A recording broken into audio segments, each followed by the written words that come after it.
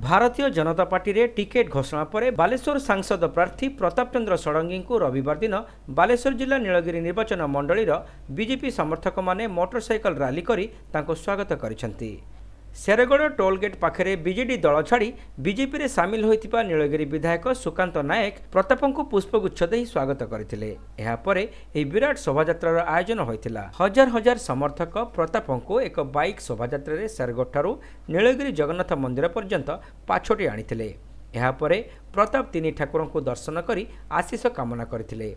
ଏହି ଅବସରରେ ନୀଳଗିରି ଜଗନ୍ନାଥ କଲ୍ୟାଣ ମଣ୍ଡପରେ ପ୍ରତାପ ବିଜେପିର ଏକ ବୈଠକରେ ଯୋଗ ଦେଇ ଦଳୀୟ କର୍ମୀମାନଙ୍କ ସହିତ ସାଂଗଠନିକ କାର୍ଯ୍ୟ ନେଇ ବିଶଦ ଆଲୋଚନା କରିଥିଲେ। କେନ୍ଦ୍ର ଏବଂ ରାଜ୍ୟରେ ବିଜେପି ସରକାର ଗଠନ କରିବା ପାଇଁ କଠିନ ପରିଶ୍ରମ କରିବାକୁ ସେ କର୍ମୀମାନଙ୍କୁ ଆହ୍ୱାନ ଦେଇଥିଲେ। କୌଣସି ଭୟର ପ୍ରଲୋଭନରେ ନ ପଡ଼ିବାକୁ କର୍ମୀମାନଙ୍କୁ ପରାମର୍ଶ ମଧ୍ୟ ଦେଇଥିଲେ। तेबे रविवार दिन यह स्वागत संबर्धना उत्सव में बहु कर्मी अन्य दल छाड़ी बीजेपी रे मिसिथिबा बेले बीजेपी कर्मी माने बेस उत्साहित होइतिबा देखा देछि।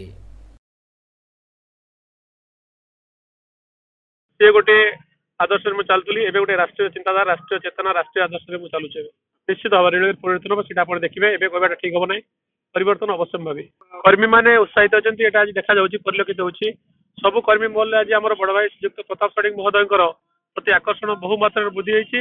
भारत प्रधानमंत्री माननीय श्रीयुक्त नरेंद्र मोदी जो आदर्शगत कार्यक्रम चलती देश प्रीति आरंभ करी स्वराष्ट्र आरंभ कर सब क्षेत्र में जो कथा प्रताप भाई कही सारे समस्त क्षेत्र प्रति लोक आग्रह परिलक्षित होती गोटे खुशी माहौल और लहरी सृष्टि।